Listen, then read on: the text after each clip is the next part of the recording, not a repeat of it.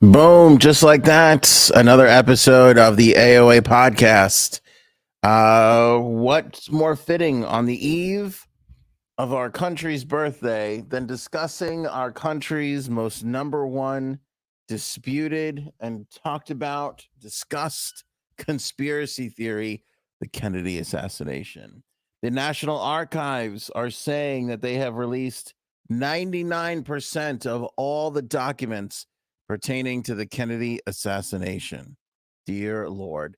Lots to talk about, obviously, on this one. We'll discuss all the ins and outs, what's out there, what's available, how you can read it. Spoiler alert, there is links to the documents in this episode description.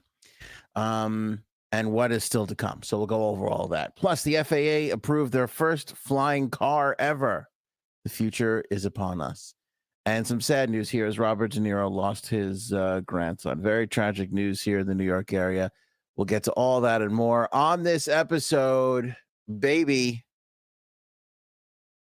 It's a podcast right there.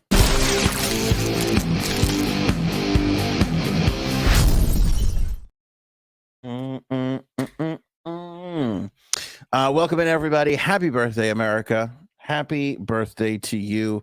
Hopefully, everybody is celebrating their 4th of July. It's a weird kind of time for 4th of July, right? A Tuesday. Some people off today, some people not off. It's a 4-day weekend for some. It's not. Some people work today. It was a mess. Some people will work Wednesday. That'll be a mess. I feel like let's just give it a week off. It's America's birthday. Let's just all put it together for a week. We'll have our hot dogs and our brewskis, and we'll call it a day. That's how it should be. Instead, we're taking Tuesday off for the most part. Kind of feels random and weird and odd. Speaking of random and weird and odd, the Kennedy assassination documents. How about this? Couple of weeks ago, your old pal Ant sitting around the house, nothing to do. I'm like, I haven't watched Oliver Stone's JFK in a while. Let me put that on. Put it on. Watching it, I'm like, damn, I forgot how good this movie was and how big it was at the time. Remember Newman in there? And then they spoofed it on Seinfeld. It was just everywhere for a little while. So much so that it sparked the JFK Assassination Records Collection Act in 1992. People thought we deserved to know what's happening.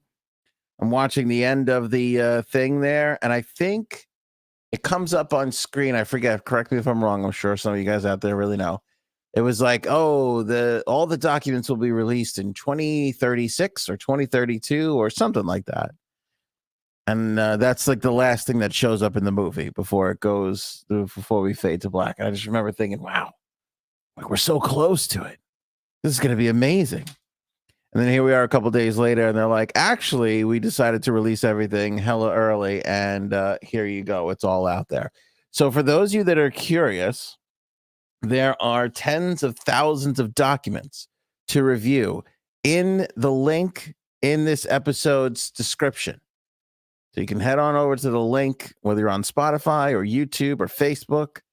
In the description for the episode, there will be a link to the National Archive and all of the pertaining documents, which the archive says, and I quote, you got 99% of them. Now, that's up for dispute, as is the assassination itself. A lot of people are saying that is not true.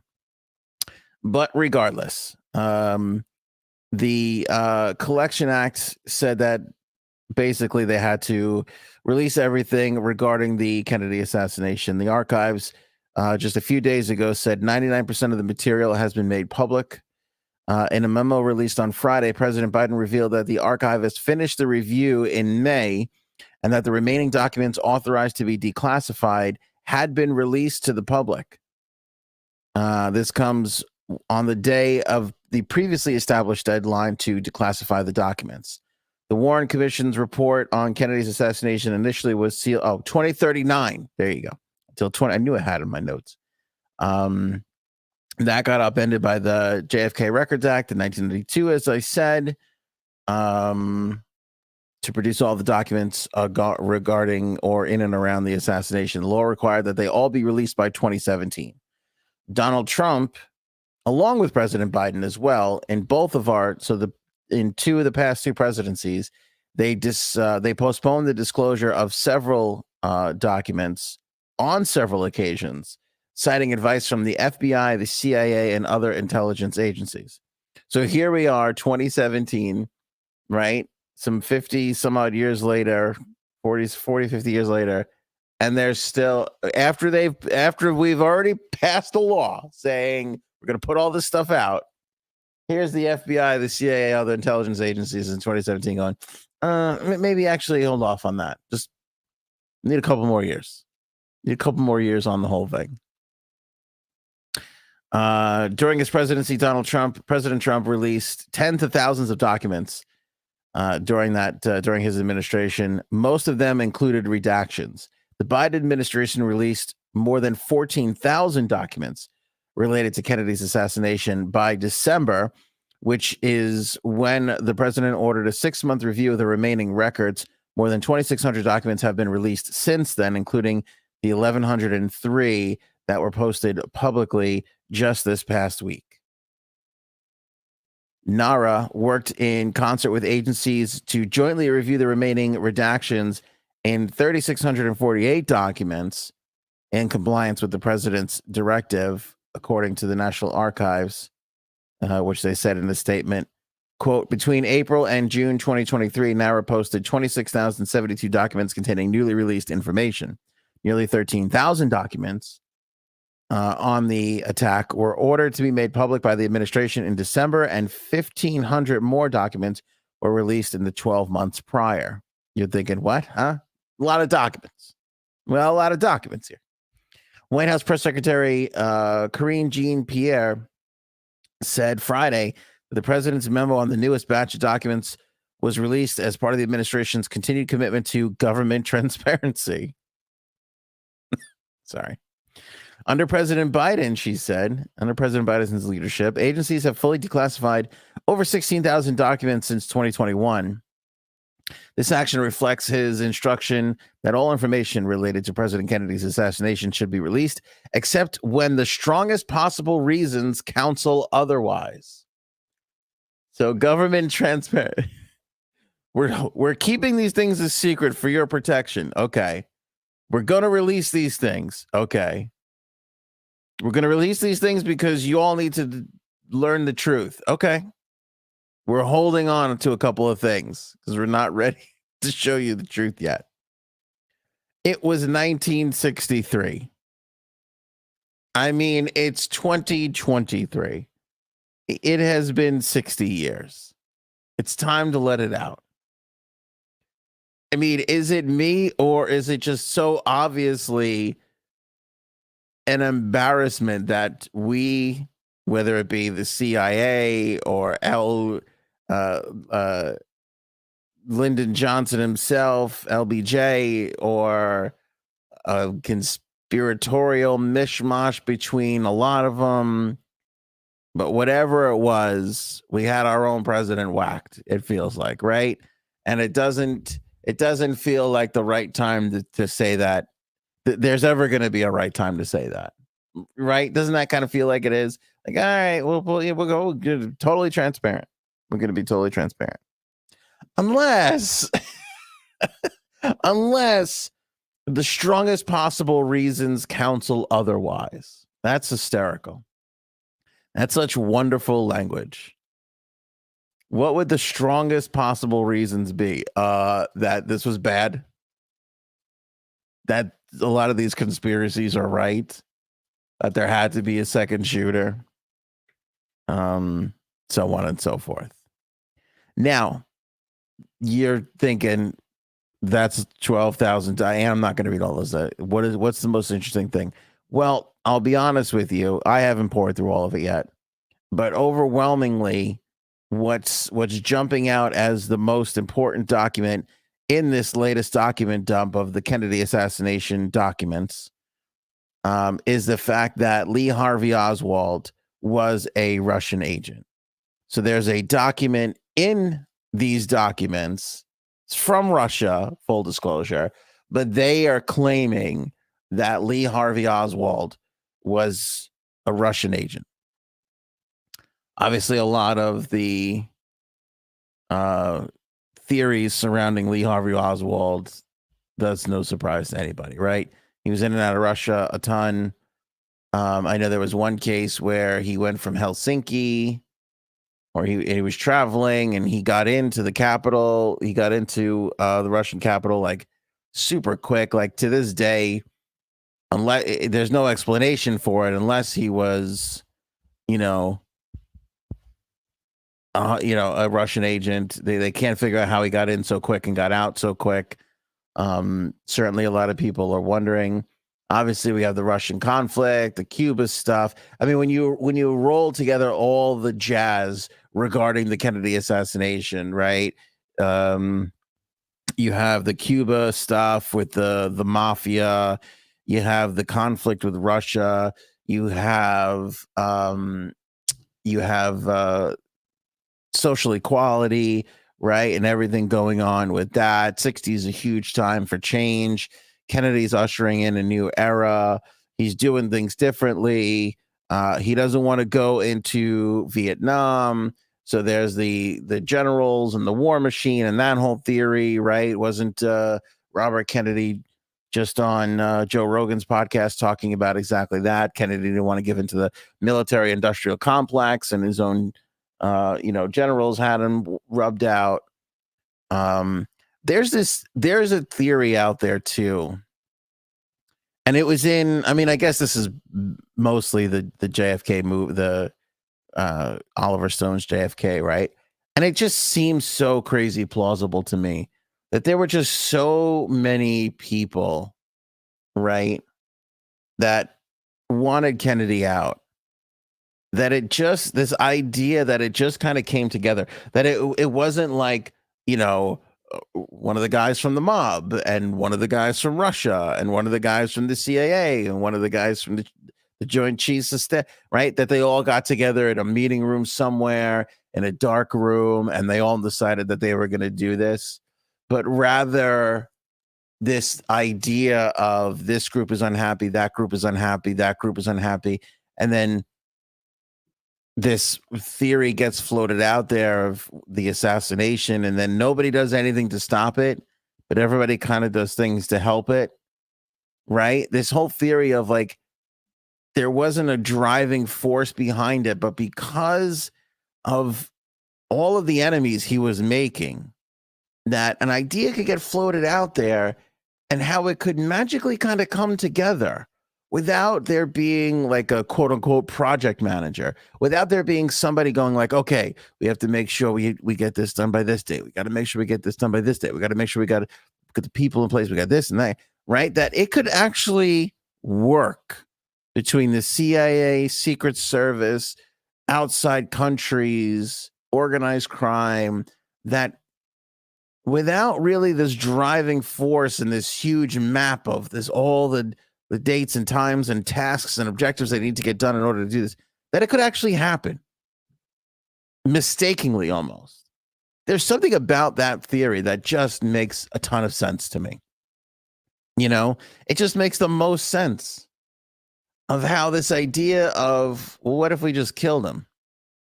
And then everybody just kind of starts leaning into that and starts taking their cues of, all right, well, we're not going to have the extra Secret Service when they come into Dallas, and then we're not going to do this, and then these documents. There's just too much involved.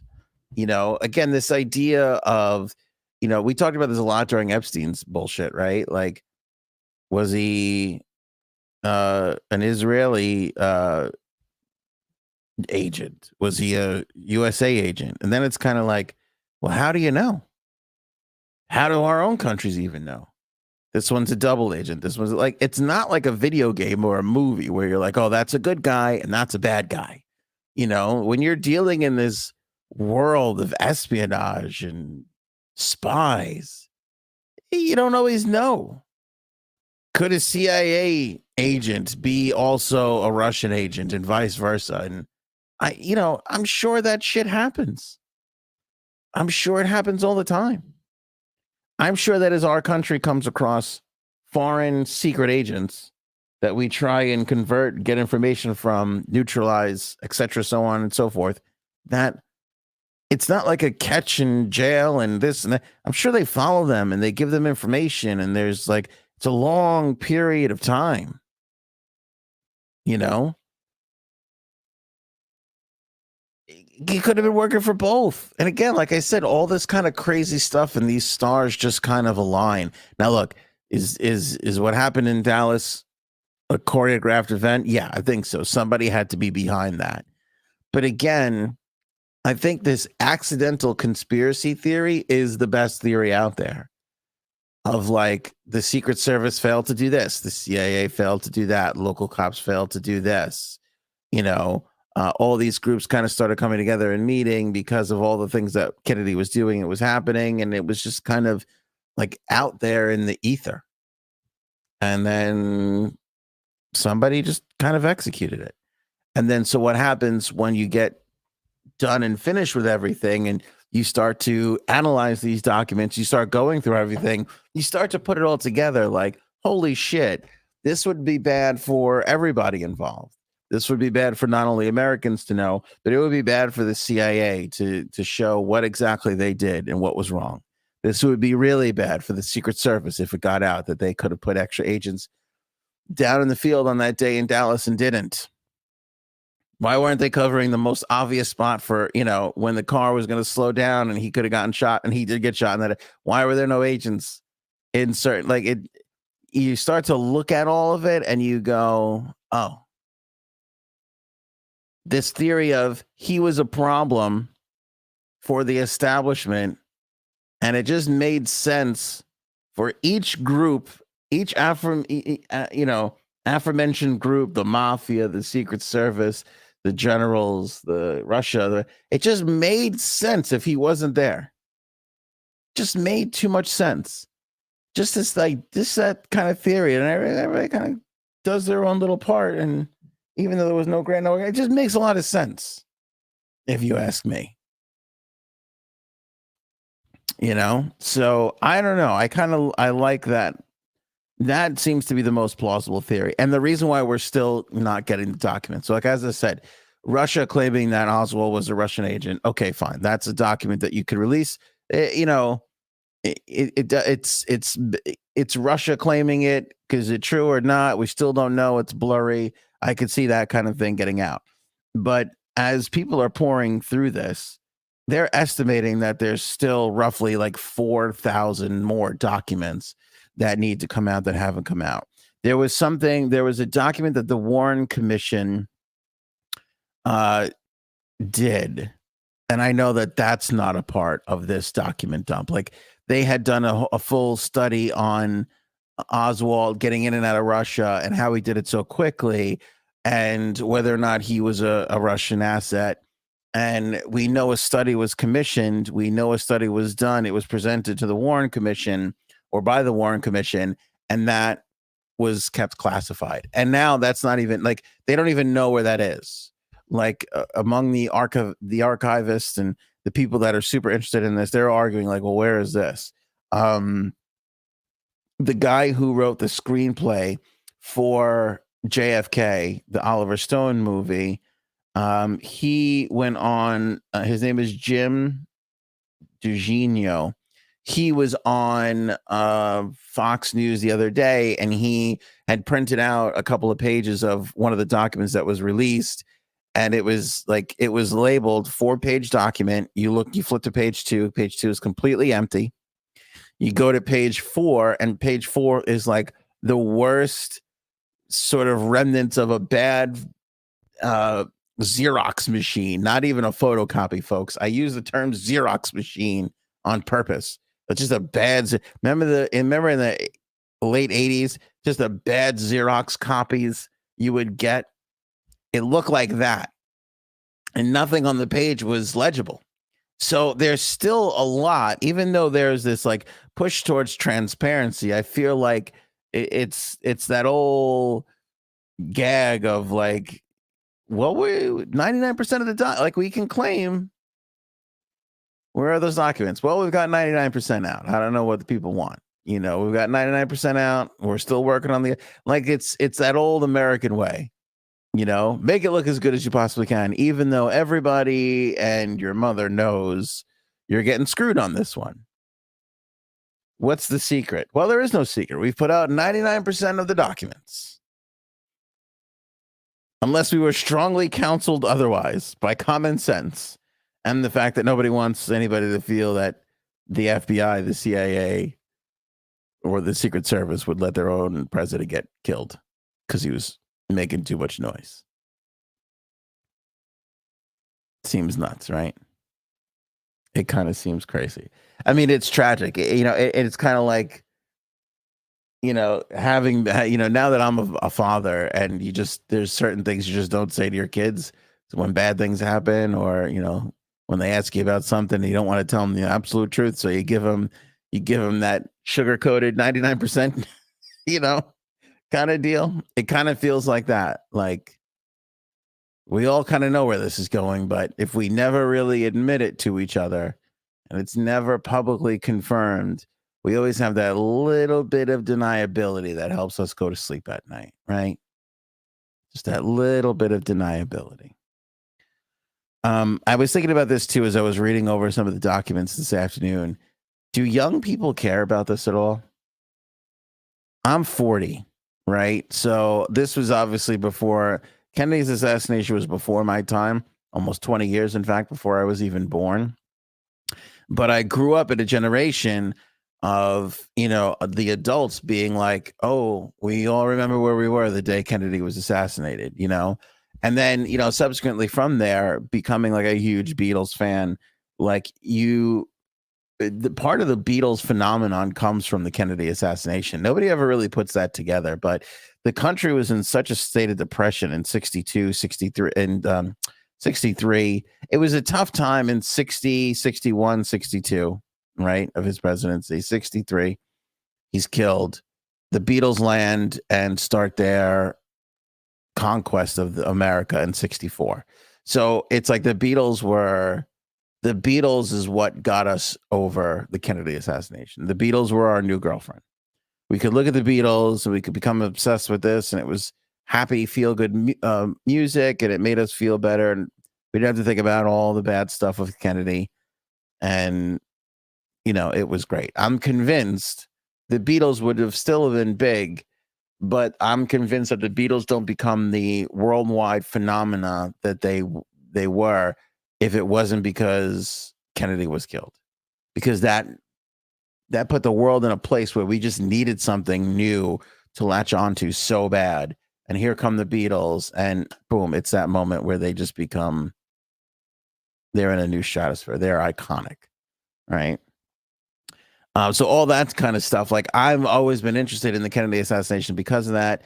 Oliver Stone's movie comes out in 1992, so I'm like 11 at the time.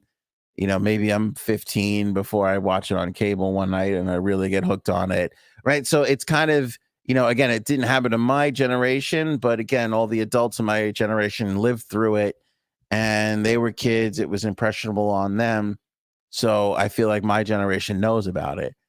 When I look at the 30-year-olds that are out there and the 20-year-olds, do they even care? I mean, do they even give a shit?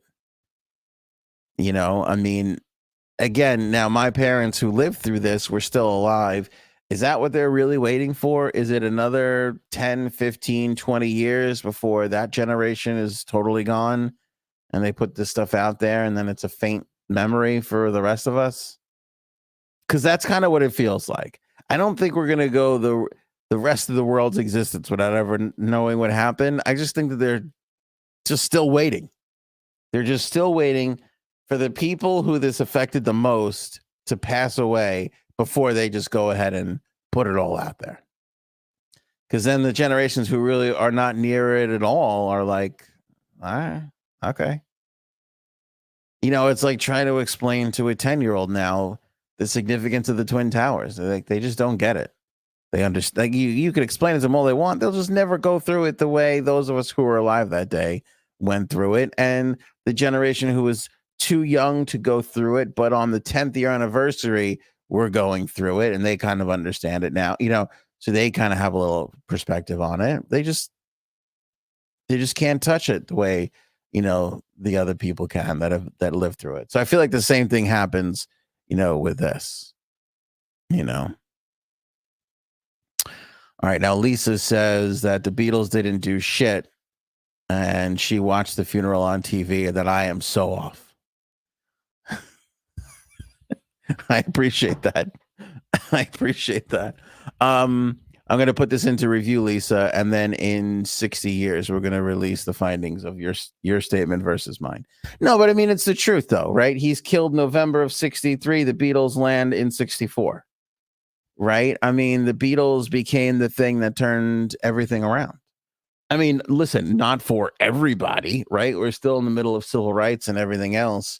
But when you pull out and you take a look at the timeline of everything, the Beatles landing in America, playing Ed Sullivan, all we had to look at prior to this moment was JFK stuff.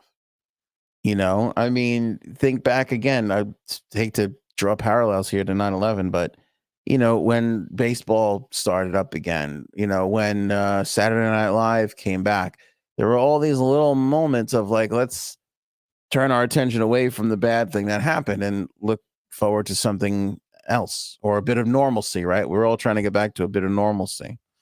The Beatles absolutely gave people that. And it wasn't even normalcy back then because, rock bands didn't play stadiums. They played tiny auditoriums and sometimes arenas. The Beatles came in and changed everything. They changed the mood of the country. And I don't know if we've ever had a bigger swing in mood than from 59 to 71, right? From 59, when you look at 1959 to 1971, holy shit, was that a leap? The Kennedy assassination, the Beatles, civil rights, Martin Luther King assassination. You start to get the hippie movement. You got Woodstock. You got all this stuff that's going on, and it's just, it's just a monumental time. Lisa's sticking to her guns. Beatles had nothing to do with us getting over the Kennedy assassination. Okay. I mean, I'm not the only one who said this. This is something that's been talked about for the longest time. Again, they weren't the sole thing. I mean, far be it from us to not give some due to the Stones. I wouldn't want Mick Jagger getting mad at me. Of course, the Stones had, something to do with it. Yeah, and listen, Vietnam and Carter, it was rough goings there for a long time, right? But again, the thing that got us out of the funk was the Beatles, I feel. I mean, you can talk about a couple of other different things too. The U.S. won the hockey gold medal in 64, I think. So that, or was it 60? I don't know. Anyway, it was the Beatles were a big part of this turnaround. Suddenly we cared about something else that wasn't so bad, if that makes any sense. I'm not sure if we're ever going to see, like I said, the end of these documents, but there certainly is a shit ton to go through. If that's your thing, link is in the description again to the National Archives. You can see every single document, which I got to tell you, it's kind of cool, to click on some of these PDFs and look at them and read them. And, I mean, it's all like fun stuff. If you're into any of this, go ahead and click into the description there and, check out all the documents. It's fun stuff to look at, to read about the Warren Commission and what they said. I mean, none of their shit ever really made sense, None of their shit really made a ton of sense. A lot of unanswered questions. If we're gonna just go by what what the theory is right now. But I mean, does anybody really believe that it was just Oswald acting alone and then Jack? Does anybody really believe that there's not something a little sticky in there? I'm not really sure. Let Let me see here. Read it all. You said Beatles changed it. I watched them on Sullivan. Lisa. I'm not even. Are we drinking something tonight? What's happening here? I have read Warren. I think that's supposed to be commissioned book at age 12 and said it was fake. I don't know what's so horrible about saying the Beatles helped get us out of the funk of the Kennedy assassination. Is there? Am I alone here? Is anybody else? Anybody else help me out here?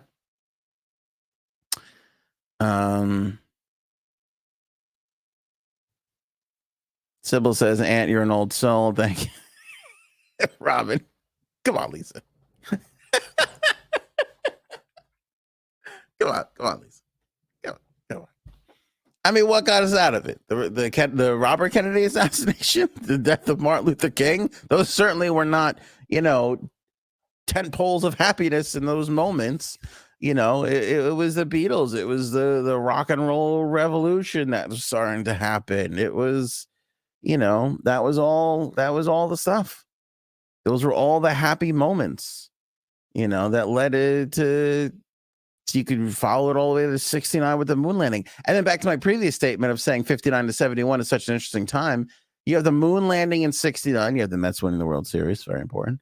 Then you have 1970, the Beatles break up, Crosby, Stills, Nash and Young break up, right? You have all these things breaking up. 69 is also Woodstock. And then, you're without the Beatles, Woodstock is done. The hippie movement is in and happening. And the world is different. The world looks incredibly different in 1971 than it did in 1966. Ridiculously different. In 66, when the Beatles are dominating, everybody's walking around like, what happened to Elvis? Right? That was a huge change and a leap. It's just, I feel like it's one of those really crazy, interesting times.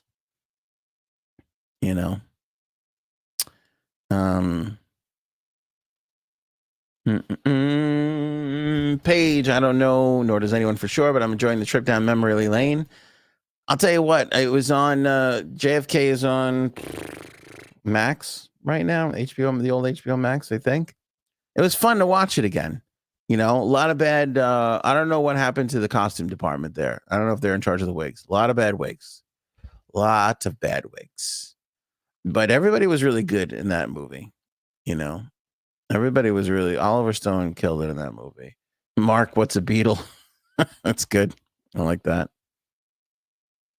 Lisa still doesn't agree with me. I love rock, but in context, you are wrong, though. What got us out of the funk, Lisa? I don't know what you want me to say or what you want to hear. I would love to hear what you think got us out of the funk of the Kennedy assassination, because it had to be something. We did move on. We are still here 60 years later, trucking along. So I would love to hear what you think was the thing that got us out of it. And if you say the Rolling Stones, I'm going to disqualify that, because it was clearly the Beatles followed by the Rolling Stones.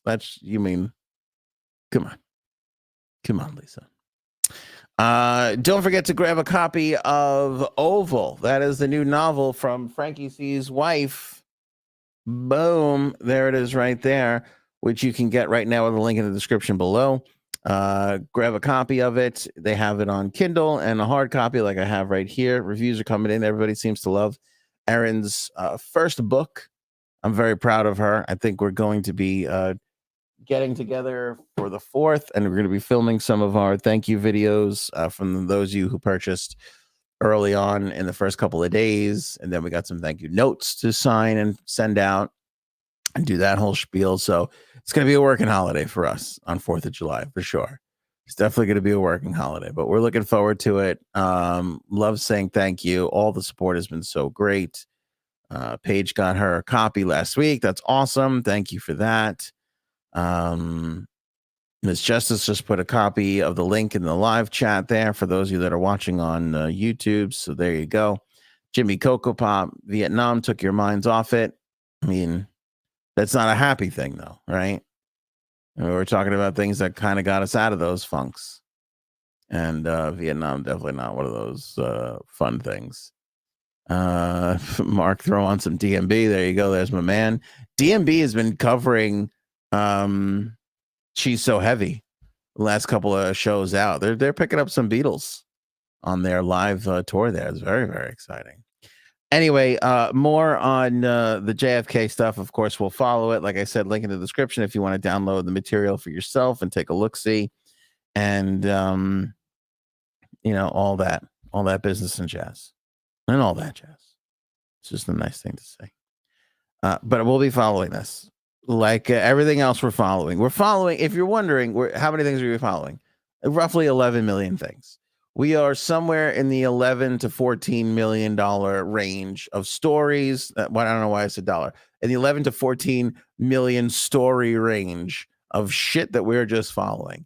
And you can throw the Kennedy assassination documents on the list. It's a big list. It's very, very long. But we have it. We have the list. It's backed up on a thumb drive. And we'll keep our eye on this if anything else should come about, because there's some more documents. We know there's more to come, and they're going to keep piecing things out. I guess they technically hit the deadline that they set, but we're going to be still talking about this 3-4 presidents from now, getting the last final bits and pieces. All right, let's talk about the flying car. Pretty big day today. The FAA gave approval to this company, Aleph Aero. And they said, based on their plans, prototypes, that they can go ahead and build the first flying car and test it out. Pretty big deal. Pretty big deal. I mean, in the grand scheme of stuff that we're looking forward to coming into existence, flying cars has always been on top of that list, along with moving staircases and shit like that. And now, for the first time in our history, the Federal Aviation Administration has given the okay to test out a flying car. That's pretty sweet. I think it's a pretty sweet ordeal. Here's a look at it. This is from Aleph's website. I hope I'm saying their name right. ALEF.AERO. You can actually pre-order one of the cars for $150. Now, that's pretty interesting because they're expecting this car to be around $300,000. So this idea that you can literally pay $150 as a down payment for something that costs $300,000 is, in a nutshell, one of the things that makes America the greatest country on the world. I mean, we literally just got out of a friggin' housing crisis. We're barely teetering on another one. And you're like, why shouldn't you be able to put down $150 to secure something that costs $300,000? It makes sense. That all checks out. I mean, I appreciate that this is a company trying to get off the ground here, but again, in the wake of the whole Ocean Gate thing, you'd think we'd be a little bit more responsible with some of these upstarts. Some of these startup companies that are making some things move around here. How much is it going to go for? $300,000. Great. Can I leave you down payment? Absolutely. What do you need? Like 10%? You're talking about like that? No. You got $150 on you? $150 gets you on the list. No problem. Oh, okay. So all I have to come up with is $299,850 more dollars. Yep. Cool. Got it. We're set. $150 gets you on the pre-order queue. $1,500 gets you on the priority queue. Oh. Apologies to those who are listening only, but if you're watching, you can see some of the images here that we're showing. It is a pretty sleek and futuristic looking car. I mean, it is quite interesting. Now, if you're watching, you'll see that the bottom of the car appears to be rather solid, and the top of it has like all these little holes in it. And it is an interesting concept because if you look at the vehicle from a top-down view, this whole area is actually where a huge fan goes that pushes the car up, that keeps you floating. Now, I'm not going to claim to get into all the specifics here, but Essentially, we're talking about picture the body of a car, if you're listening. And the middle area where people sit is an actual solid pod, but everything else around it is not and is essentially wide open. You could blow a breeze from top to bottom. You could stand on the hood of this car with a fan and you could blow leaves underneath the car out of the way. Like the whole thing is just wide open. It is such an interesting concept for a flight. Now, I was looking at some of this technology and the first try at this sort of concept was massive. I mean, picture a school bus, and it had a huge cockpit in the middle, and the rest of it was just all this sort of grating around it, the front and the back, and that's what helped the thing get off the ground. What these folks over here at Aleph, I feel like I'm definitely saying that wrong. What they've designed is truly extraordinary. And I like how even in their little story is the is the fucking Back to the Future keypad thing there from the DeLorean. How friggin' great is that? But they started only in 2015 and they have been, working at this idea and this concept in 2021. It says here the company's leadership team were ready to extend their focus beyond just engineering and turn the look and feel of their expanding brand. Their team expanded with the recruitment of famous exterior and interior former Bugatti and other major brand designer Harash Razagi, whose mandate was to define the modern sporty exterior design of the company's consumer vehicle. In 2022, the company officially rebranded under the name Aleph and launched its public-facing website along with a defined mission and a vision for a new consumer future. Aleph is as in the first letter of the Phoenician, Aramaic, Hebrew, Arabic, Persian, Syrian, and other alphabets, signifies the leading position Aleph will eventually occupy in the hearts, minds, and garages of the public. Well, damn, that was beautiful. That was just quite lovely. And you can see here they got a news section, but it's the pre-order section if you want to get like a fun little good look at the car, which has doors that open up, like the wing doors that open up. It's pretty cool. Look at this. You could pay with Venmo. You can Venmo $150 and be on the list for the first ever flying car. Is that crazy or what? We are in the future. How long until we're complaining about the skies being congested, though, right? How long? 5 minutes after we fucking start this shit, we're going to be like, I'm flying the other day, and this asshole in front of me would just not move. And I mean, it's like, go already. Tough choices. Here's Paige. I have to choose AOA membership or future flying car. What do I invest in? Go with the flying car. I'm going to be honest with you. You're going to be less disappointed. More likely to kill you than this podcast. If I'm being totally honest, I don't want to blow smoke up my ass, but odds are we're not going to murder anybody. Whereas this car, I feel... All right, it's July 3rd, 2023. The FAA today has approved this flying car. They're going to start testing it in real situations, right? Almost immediately. Again, today is day one. I mean, this thing has been in development for years, but let's say today is day one, July 3rd, 2023. When are you, and I want to see your answer in the comments, in the live chat, when are you getting into the flying car for the first time? Give me the date. What date are you stepping foot in this thing to take off and go to the grocery store? That's what I want to know. What date? Obviously, maybe you're not buying it for the first time. Maybe it's not the first time you drive it yourself, but whether it's your rich uncle or the guy down the block got one, whatever it is, what is the first date that you step foot into this flying vehicle and let it ride? Christine Conlon, never. That is an acceptable date. Outside of a day and year and month, I will also accept never. Raven Page, when it's safe. Well, that's what I'm saying. When is it going to be safe? When is it going to be safe? This is a great question from Miss Justice. Do you have a choice on how high you fly? I'm scared of heights. I would imagine we would get some low level flights. Yeah.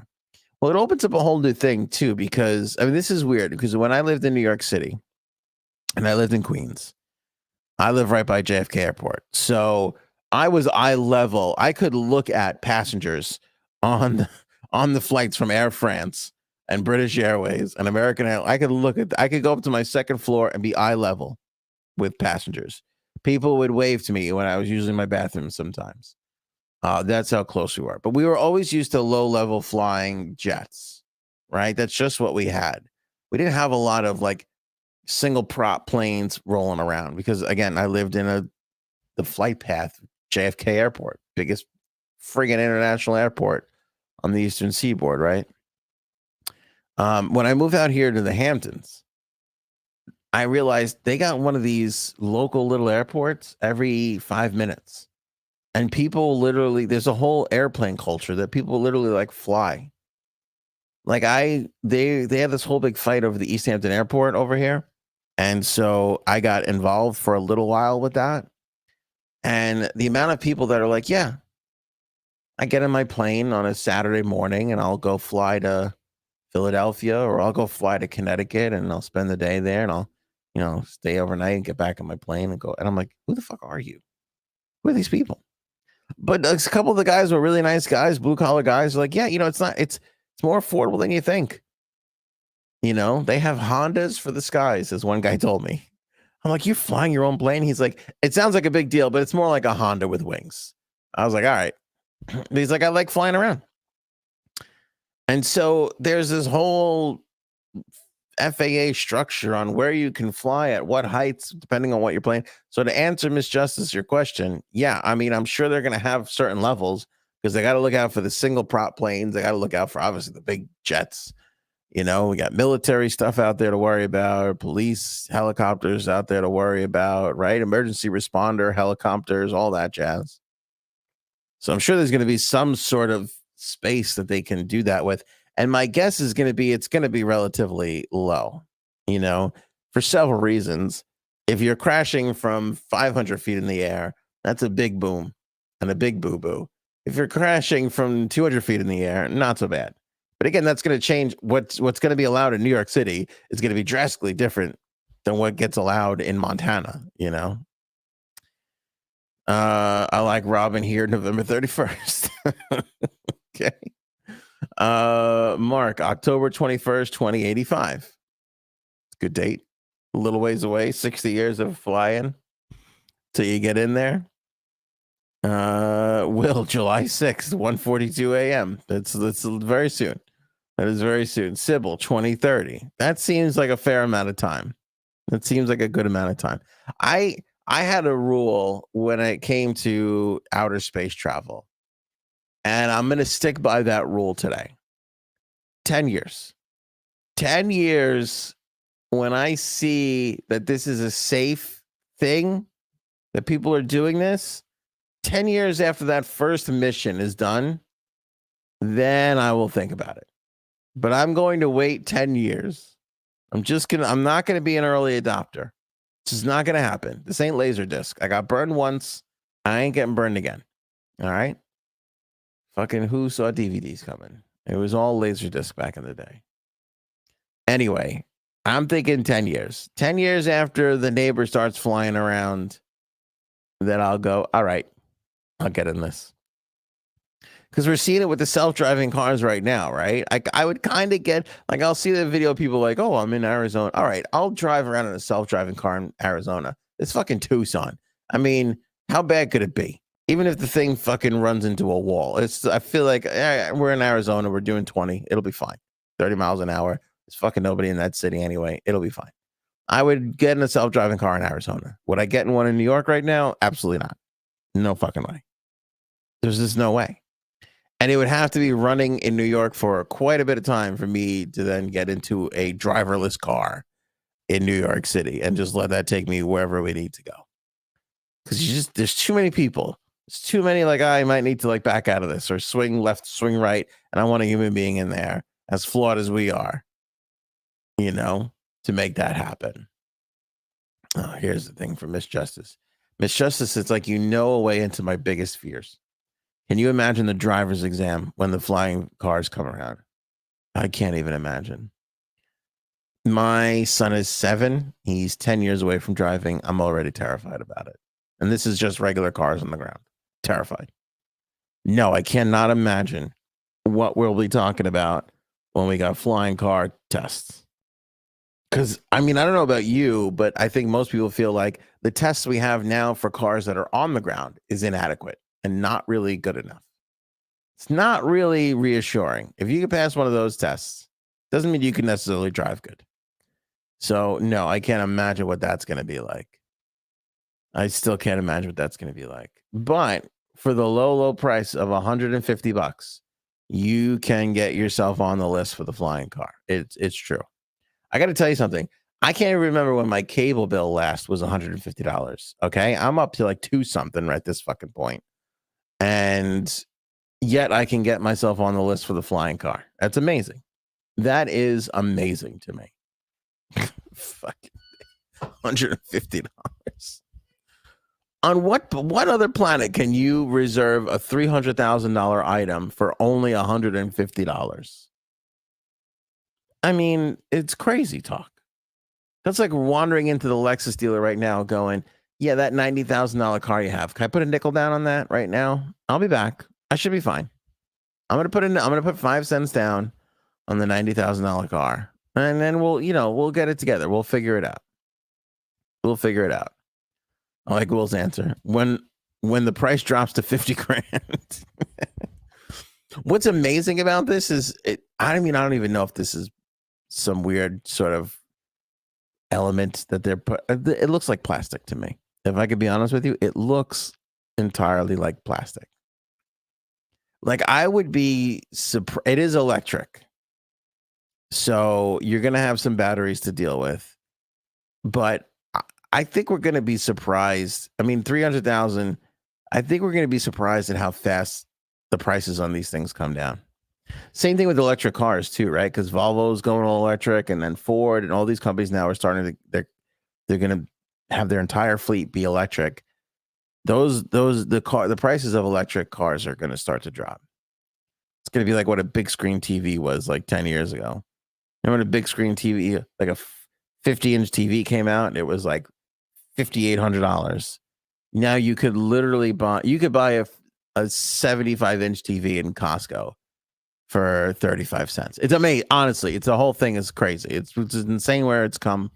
But everybody and their brother's making a flat screen TV now, and you can literally buy them at Costco for less than $150. For less than the cost of a feature flying vehicle, you can get into a 95-inch television at your local Costco. Sad news in the world. Robert De Niro's grandson found dead. What a fucking tragedy. It's a young kid. It's just freaking awful. I know De Niro. I don't know his whole fucking family tree. I know he's got some kids and just divorced his wife and all this. But his teenage grandson suddenly died. 19 years old, found in his New York City apartment. Just sad. De Niro's daughter, Drina De Niro, put out a statement confirming it on Instagram. According to TMZ, there was a white powder found near, so they think it's a drug overdose. I don't know if it's a suicide or just a drug overdose or what. Nothing's been confirmed yet, but a concerned friend went to go check on the teen and found him slumped over in a chair. This is according to TMZ. Law enforcement sources told the New York Post that investigators are looking at whether or not the teen overdosed on drugs. Cause of death is yet to be determined, but sources say a white powder substance was found in the apartment near or around his body. Just heartbreaking. Just really, really heartbreaking. So thoughts to that whole family, prayers, all that stuff. Just terrible. 79 years old, De Niro. That's a tragedy that you don't have to you don't wish on anybody to have to go through. And of course, the paparazzi's out there fucking taking pictures of him to get the first picture of De Niro after he learned about his grandson showing up dead. Fucking terrible, shitty world we live in sometimes. But a tragedy nonetheless. So feel sorry for De Niro. I hate this is one of those instances where I'm looking at a picture of him coming out of his apartment, covering his face with a fucking newspaper, and I just hate it. I hate that I'm part of the people who consume this kind of thing. I wish they would just leave him alone. It's such a fucking tragedy. I can't even imagine going through that. But 19 years old, Jesus Christ, fucking kid. Anyway, that is it. There's a couple of things. Michael Imperioli from over the weekend had a hilarious take on the Supreme Court stuff that we talked about on the last episode, saying that he is forbidding bigots and homophobes to watch any of his work. That kind of caught a little buzz. I appreciated the humor behind that, and good for him. There's going to be so much more fallout to come from the Supreme Court stuff. I have no doubt that it'll figure itself out. You know, I really don't have any doubt that we'll get that figured out. Although it's interesting the way they're taking it on right now. Next episode, we'll follow up on some Prince Andrew stuff. We got some more on the Ocean Gate, Titan, of course. If anything else pops with this JFK assassination again, people are combing through a lot of the documents. All this shit just came out, so I'm sure there might even be more to come from this current document dump. So we'll fill you in on that if there's anything there. Of course, tomorrow, hot dog eating day, right? Nathan's got the big contest, so lots of luck to Joey Chestnuts. I think he's competing again. The guy's a fucking savage. Absolutely crazy. If you're celebrating America, good for you. Congratulations on the birth of your nation. I'll be celebrating. I do miss the days, though, when we all used to go to Old Navy and buy a fucking American flag shirt for $3. Remember that? We used to all wear the Old Navy shirts to the barbecue. Like, look at us in our Old Navy American flag. Look at the flag this year. Do they still do that? Old Navy, the flags? That was a whole scene for a while. Remember? Your dad and your uncle and your cousin, everybody would show up wearing the same fucking American flag shirt. And you bought it for $3.50. It was, of course, it wasn't made here in America. That would be crazy. But you bought it for $3.50. You wore it. It maybe lasted a week and a half before it literally just disintegrated off your body. That's how it was. Just, I don't even know what they made it out of. Some would say thread. Some would say just magic. It would just spontaneously. You'd be like, "What happened to my American flag shirt?" It looks like those little flowers that you blow on and they just kind of go everywhere. That's what those American flag shirts look like after that second wash. It would just fly, a little gust of wind, and next thing you know, you're topless. But those are the good old days. I wish some mass production company would come up with shitty, cheap American flag shirts, so all of us like dopes can show up to the barbecue wearing the same shit. I miss those days. Anyway, if you're celebrating, happy birthday to America. Very big fan. I know I criticize it and say a lot of shit, but love it. Favorite country, hands down, not even close. Give it a 9.9. And you're like, 1 out of 10, Ant. It's America. That's un-American. Well, we might find something better. You never know. You never know. And I've never really been to the Maldives, and from what I could see in most pictures, it looks pretty fucking sweet. I mean, it looks really, really nice. Really nice. That's it for us. Appreciate you guys. We'll be back, of course, after the holiday. Please, I'm asking you to do one thing for me over the next 48 hours. Don't blow off a finger. All right. Let's have some fun. Let's have some brewskis. Let's have some Dylan Mulvaney's and feel like Americans. And let's all come back with the same amount of fingers we have on July 3rd. That's the goal, right? That is the goal every year. Let's all return with the same amount of extremities and make sure we all come back in one piece. I would love for that to happen. Appreciate all the comments. Thanks to everybody in the live chat. Thanks to everybody who bought a book, Oval, the new novel from Erin Campanella. Of course, if you bought one, make sure you send us proof of your purchase. If you bought it in the month of June, if you bought it on June 1st or 2nd, we'll send you a video. If you bought it in the month of June, we'll send you a thank you note. you literally have until July 4th to get that thank you note over to us, because we're writing those things once and sending them out. Not doing that for longer. So if you're one of these people who bought the book and you've been waiting to send that proof over, now's the time, baby. Send it on over so we can write those thank you notes when we all gather tomorrow for America's birthday. Show me potato salad. Happy birthday, Merca. Thanks, everybody. Maybe we should go now. Go ahead.